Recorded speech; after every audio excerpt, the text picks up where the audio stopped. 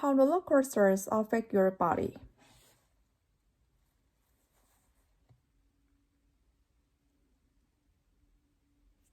In the summer of 1895, found Florida, the Coney Island Boulevard, to see the latest marvel of roller coaster technology, the Flat Railway.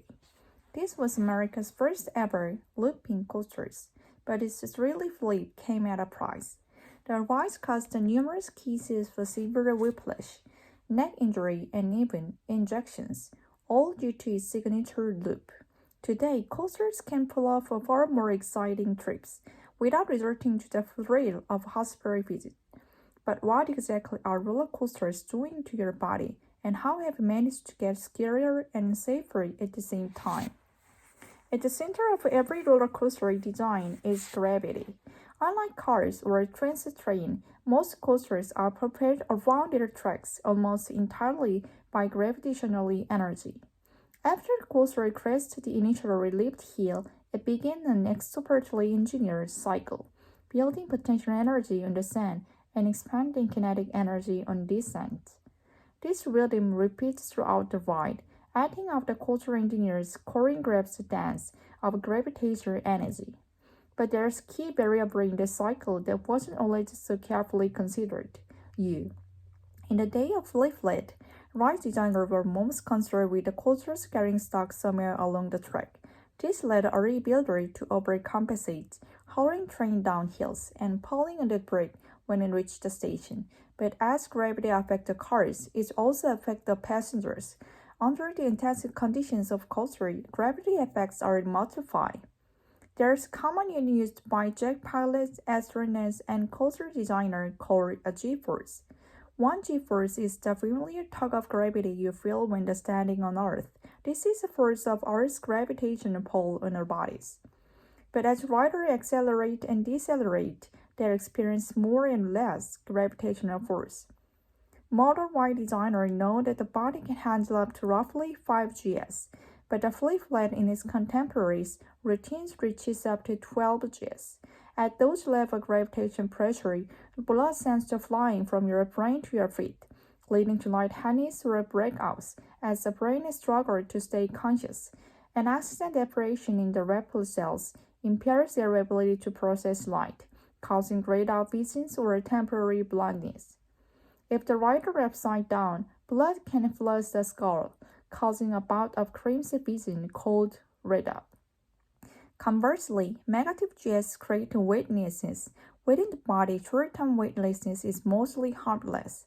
It can contribute to riders' motion sickness by expanding the fluid in their inner ears, which coordinates balance.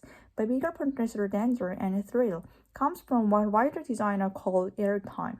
This is when riders typically experience the sick separation, and without the precautions, ejection.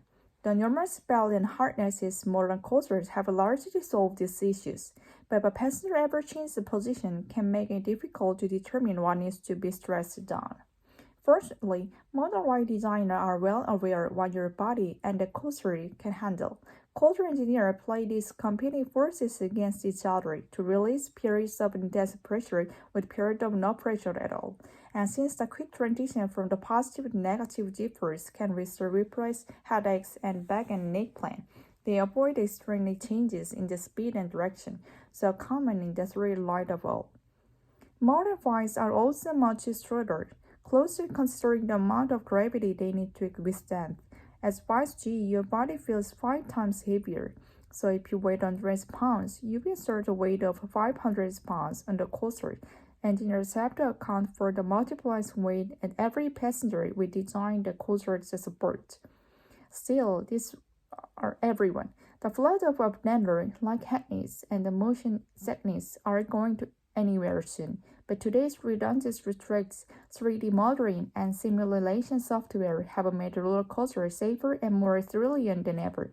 Our precise knowledge about the limits of the human body helps us faster, taller, and loopier, and all without going off these rails.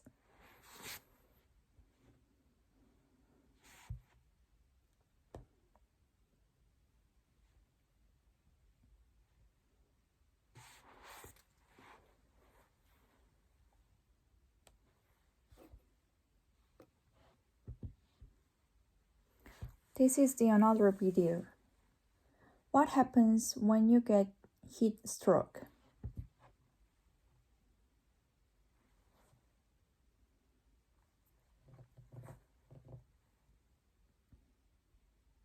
In 1995, 16-year-old Douglas Cossett ran the championship 10,000-meter track race at Empire State Games.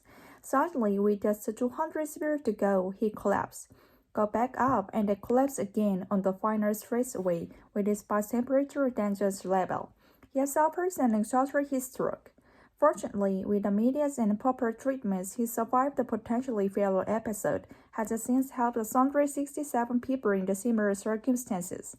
For ancient soldiers on the battlefield to modern-day warriors on Great Iron, essential heat stroke or sunstroke has long been a serious concern. Unlike the classical heat stroke, which affects vulnerable people such as infants and elderly during heat wave, exertional heat stroke is caused by intense exercise in the heat, but it was one of the top lethal killers of Australian soldiers in training. When you exercise, nearly 80% of the energy you use is transformed into heat. In normal circumstances, this is what's known as compensable heat stress, and your body can transfer heat quickly as it's generated through cooling methods like operation of sweat. But with uncompensable heat stress, your body is unable to lose enough heat due to over or high temperature in humidity, which raises your core temperature beyond normal levels. This causes the proteins and cell membranes to deteriorate, creating cells that no longer function properly and begin to leak their contents. If this gets propagated through the body, results can be devastating, including liver damage, blood clot formation in the kidneys, damage to the gastrointestinal tract, and even the failure of vital organs. So how to diagnose this external heat stroke? The main criteria is the core body temperature increased at 40 degrees Celsius observed along with the physical symptoms, such as increasing heart rate, low blood pressure, and rapid beating. But signs of your nervous system dysfunction, such as confused behavior, aggression, or loss of consciousness. The most feasible and accurate way to assess cold body temperature is when directed to a monitor, as other common temperature-taking methods are non-accurate in the circumstances. As far as treatments go, the most important to remember is to cool first 2 trains per second. Because the human body can withstand the core temperature above 40 degrees Celsius for 30 minutes before the cell damage set in, it's essential to initiate rapid cooling on the site in order to lower it as quickly as possible. After any efforts, protective gear has been removed from the victim, placing in ice water towel strength water in the monitor fighter continuously. If this is not possible, dousing in ice water and applying the towel over the entire body can help. Before you starting anything, emergency services should be called. As it is important to keep the victims calm or cooling as much surface air possible until emergency personnel arrive. If medical staff are available on the site, cooling should be continued till the core temperature of 38.9 degrees Celsius is reached. The sun is known for giving light, but it can also take light away if we're not careful, even if it gets stronger among us. As Dr. Joseph White on the heat stroke in 1859, it struck down its victim with a full arm. Your health and strength surpass no obstacle to its power. But although this condition is one of the top 3 leading causes of death in the world, it is 100% survivable with the proper care.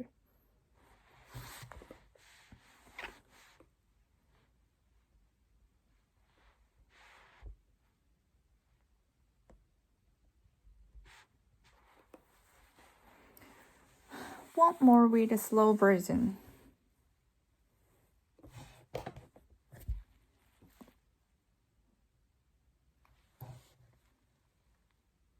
In 1985, 60-year-old Douglas Cossett ran the championship 10,000-meter track race at the Empire State Games.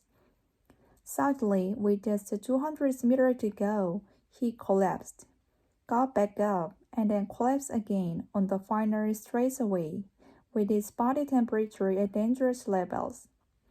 He suffered an exhaustion heat stroke. Fortunately, with immediate and proper treatments, he survived the potentially fatal episode, and his chance helped save 167 people in the similar circumstances. For anxious soldiers on a battlefield to modern-day warriors on the Great Iron, exertional heat stroke or sunstroke has long been a serious concern. And unlike classical heat stroke, which affects vulnerable people such as infants and elderly during heat waves, exhaustion heat stroke is caused by intense exercise in the heat and is one of the top 3 killers of athletes and soldiers in training. When you exercise, nearly 80% of energy you use is transformed into heat. In normal circumstances, this is what's known as competitive heat stress, and your body dissipates the heat as quickly as it's generated through cooling methods like the evaporation of sweat. But with uncompetitive heat stress, your body is unable to lose energy in a heat due to overexertion or high temperatures in humidity, which raises the core temperature beyond normal levels. This causes the protein and the cell membranes to denature, creating cells that no longer function properly and begin to leak their contents. If these leaked cells proliferate through the body, the results can be devastating, including liver damage, blood clot formation in the kidneys, damage to gastrointestinal tract, and even the failure of the vital organs. So how to diagnose the exertional heat stroke? The main criteria is a core body temperature greater than 40 degrees Celsius, observed along with the physical symptoms, such as increased heart rate, low blood pressure, and rapid breathing. A sign of central nervous system dysfunction, such as confused behavior, aggression, or loss of consciousness. The most visible and accurate way to assess core body temperature is with the rectal thermometer, as other common temperature-taking methods are not accurate in these circumstances. As far as the treatment goes, the most important thing to remember is to cool first, transport second. Because the human body can withstand the core temperature above 40 degrees Celsius for about 30 minutes before cell damage set in, it's essential to initiate repeat cooling on site in order to lower it as quickly as possible.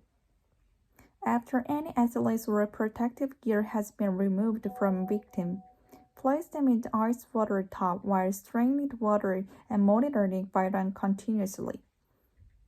If this is not possible, dousing in ice water and applying with towel over the entire body can help. Before you starting anything, emergency services should be called. As we wait, it's important to keep the victim calm while cooling as much surface area as possible until the emergency personnel arrive. If medical staff are available on site, cooling should continue until a core temperature of 38.9 degrees Celsius is reached. The sun is known for giving life, but it can also take life away if you are not careful, even affecting stronger muscle. As Dr. J.J. Level wrote of exertional heat stroke in 1859, it struck down its victim with its full armor on. Youth, health, and strength possess no obstacles to its power. But although this condition is one of the top 3 leading causes of death in sport, it has been 100% survivable with proper care.